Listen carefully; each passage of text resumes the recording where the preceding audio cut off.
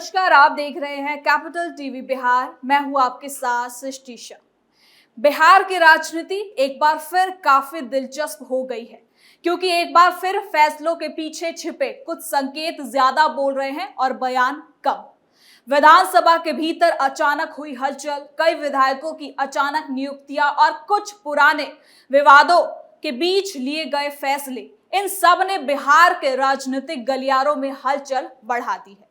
राज्यसभा चुनाव में party line से हटे चेहरों को जिस तरह से जिम्मेदारियों से नवाजा गया है, उसने सवालों की लंबी कतार लगा दी है।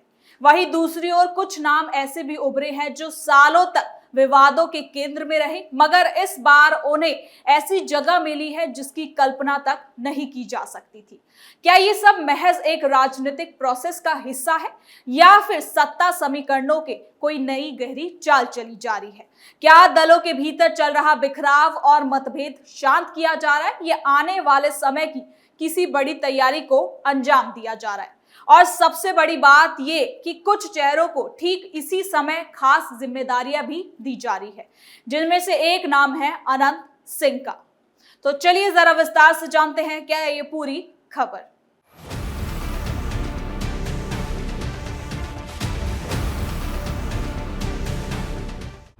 बिहार विधानसभा में बड़ा फेरबदल, लेकिन वजह अब तक सामने नहीं आई। बिहार विधानसभा में नए फाइनेंशियल ईयर की शुरुआत के साथ समितियों के गठन की प्रक्रिया पूरी हो गई है। विधानसभा अध्यक्ष प्रेम कुमार ने साल 2026-27 के लिए कुल 19 से 20 समितियों का गठन मंजूर किया है, जिसमें अलग अलग दलों के विधायकों को जिम्मेदारियां सौंप दी गई हैं। इस बार समिति गठन कई कारणों के चलते सुर्खियों में बना हुआ है। एक तरफ कुछ ऐसे विधायकों को खास जिम्मेदारी मिली है जिन्होंने अपनी पार्टी लाइन से ही हटकर राज्यसभा चुनाव में अलग अलग रास्ता चुना था। वहीं दूसरी तरफ बाहुबली छवि वाले विधायक अनंत सिंह को भी कमेटी में जगह दी गई है। कई राजनीतिक जानकारों के मुताबिक इस पूरे मामले में सत्ता समीकरण, विपक्ष के रूठे हुए नेताओं की नाराजगी शांत करने की रणनीति और विधानसभा की परंपरा, तीनों का एक मेल देखने को मिल रहा है। आपको बता दें कि समिति गठन हर साल विधानसभा के अंदर एक आसान सा प्रोसेस माना जाता है, लेकिन इस बार ये प्रक्रिया बेहद राजनीतिक रंग में रंगी है।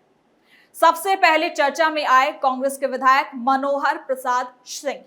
मनोहर प्रसाद सिंह इस बार डेलीगेट विधानसभा समिति का अध्यक्ष बनाए गए हैं। इसके साथ ही सबसे दिलचस्प बात तो यह है कि राज्यसभा चुनाव के दौरान वो पार्टी के आदेश के बाद भी मौजूद नहीं थे, जिसके बाद कांग्रेस नेतृत्व उनसे नाराज बताया जा रहा था। लेकिन इसके बावजूद उन्हें जिम्मेदारी मिलना ये बताता है कि बिहार में समिति गठन के जरिए राजनीतिक संतुलन साधने की कोशिश की गई है।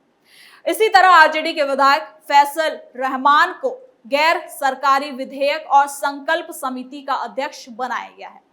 फैसल रहमान भी उन विधायकों में से एक थे जिन्होंने पार्टी लाइन से हटकर अपनी अलग भूमिका निभाई थी। उनकी नियुक्ति को राजनीतिक हलकों में एक बड़े संकेत के रूप में देखा जा रहा है कि सत्ता में बैठी पार्टी और उसके सहयोगी दल के भीतर कई स्तरों पर समझौते और एकता की कवायद चल रही है। इसके साथ ही और किस किस को क्या कुछ जिम्मेदारी मिली है, सब कुछ जानते हैं इस रिपोर्ट में। बागी विधायकों को मिली कुर्सियां, किस सौदे की ओर इशारा? इस बार गठित समितियों में कई प्रमुख चेहरों की नियुक्ति हुई है। सबसे ज्यादा चर्चा जिस नाम की हो रही है वो है अनंत सिंह। बिहार के मोकामा से बाहुबली विधायक अनंत सिंह जेल से बाहर आ चुके हैं और सियासत में फिर से पूरी तरह से एक्टिव है। दुलार चंद यादव हत्याकांड में जमानत मिलते बाहर आते ही अनंत सिंह ने सबसे पहले मुख्यमंत्री नीतीश कुमार से मुलाकात की और ऐलान कर दिया कि अब वो चुनाव नहीं लड़ेंगे। नीतीश कुमार के प्रति अपनी वफादारी पेश करने के 2 दिन बाद ही अनंत सिंह को बड़ा इनाम मिला है। मोकामा के बाहुबली विधायक के रूप में उनकी छवि किसी से छिपी नहीं है, लेकिन इसके बाद भी उन्हें पर्यावरण संरक्षण एवं प्रदूषण नियंत्रण समिति का सदस्य बनाया गया। कई राजनीतिक जानकारों का कहना है कि कदम सरकार की उन कोशिशों का हिस्सा है जहां वो विधानसभा की परंपराओं और राजनीतिक समीकरणों के बीच ये संतुलन बनाकर चलना चाहते हैं। इस नियुक्ति पर विपक्षी दलों की भी प्रतिक्रिया सामने आने लगी है, खासकर उन लोगों की जो ये सवाल उठा रहे हैं कि क्या पर्यावरण और प्रदूषण नियंत्रण जैसी संवेदनशील समिति में एक बाहुबली छवि वाले नेता को शामिल करना सही है। इसके अलावा पर्यटन उद्योग समिति में मनोरंजन सिंह, धूमल सिंह जिन्हें कहा जाता है, उनको भी अध्यक्ष बनाया गया है। वहीं दूसरे कई समितियों में बीजेपी, जेडीयू, हम, आरएलएम, एआईएमआईएम और कांग्रेस के विधायकों को अध्यक्ष या फिर सदस्य के रूप में शामिल किया गया है।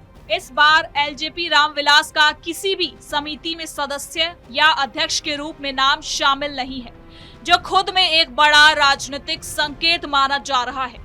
पिछले कुछ सालों से बिहार की राजनीति में एलजेपी की भूमिका तेजी से बदल रही है और समिति गठन में उनकी अनुपस्थिति को जानकर उनके राजनीतिक प्रभाव में गिरावट के तौर पर भी देखा जा रहा है।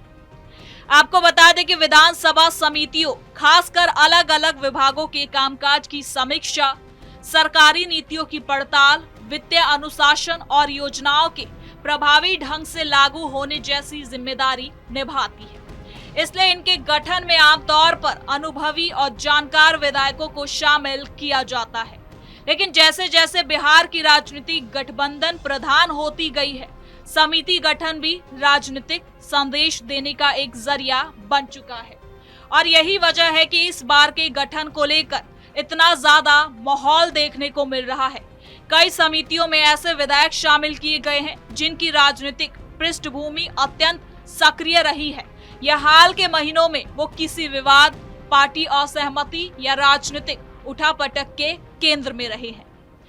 आपको बता दें कि विधानसभा के सूत्रों के मुताबिक सभी समितियों का कार्यकाल 1 अप्रैल 2026 से 31 मार्च 2027 तक निर्धारित किया गया है।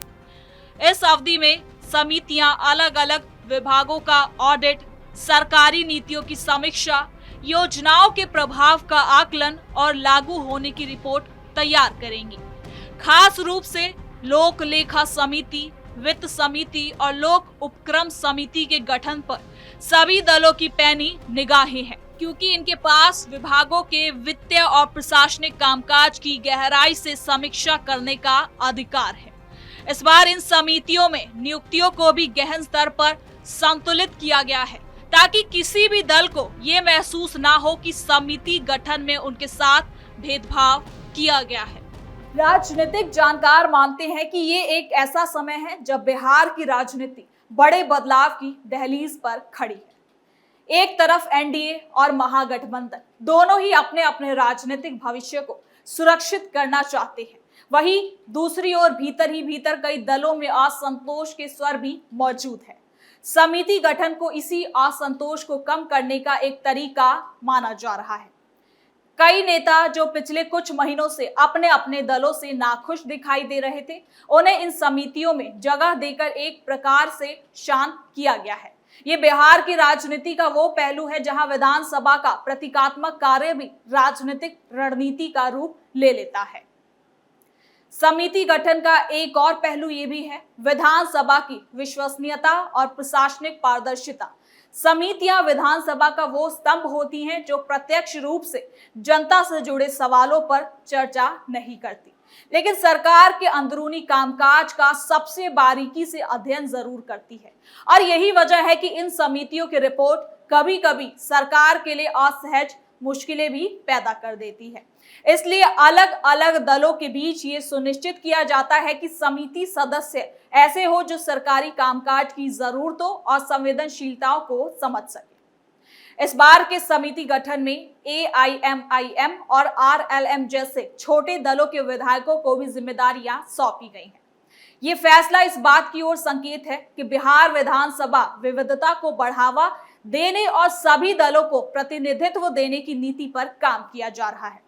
हालांकि इस बात को भी नजरअंदाज नहीं किया जा सकता कि छोटे दलों को समिति में शामिल करना बड़े दलों के लिए भी आने वाले समय में राजनीतिक सहयोग सुनिश्चित करने का एक तरीका भी हो सकता है। इसके साथ ही राजनीतिक गलियारों में सबसे दिलचस्प मुद्दे इस वक्त अनंत सिंह को लेकर है। उनके समर्थक इस नियुक्ति को उनकी राजनीतिक पुनर्स्थापना के रूप में देख रहे हैं, जबकि विरोधी इसे विवादित मान रहे हैं। लेकिन विधानसभा के जानकारों का कहना है कि समिति में सदस्य बनना विधानसभा की प्रक्रिया का हिस्सा है और हर विधायक को ये अवसर मिल सकता है। दूसरी ओर जानकार इसे सरकार और विधायकों के बीच उठे तनाव को कम करने का प्रयास भी बता रहे हैं। इस तरह समिति गठन सिर्फ एक प्रशासनिक प्रक्रिया ना होकर राजनीतिक रणनीति का खास हिस्सा बन चुका है। कुल मिलाकर आने वाले महीनों में जब ये समितियां अपनी अपनी रिपोर्ट पेश करेंगी, तभी ये साफ हो पाएगा कि ये गठन कितना प्रभावी रहा और किस हद तक ये बिहार की प्रशासनिक और राजनीतिक स्थिति को प्रभावित करता है। तो फिलहाल के लिए इस खबर में इतना ही। देखते रहिए कैपिटल टीवी बिहार।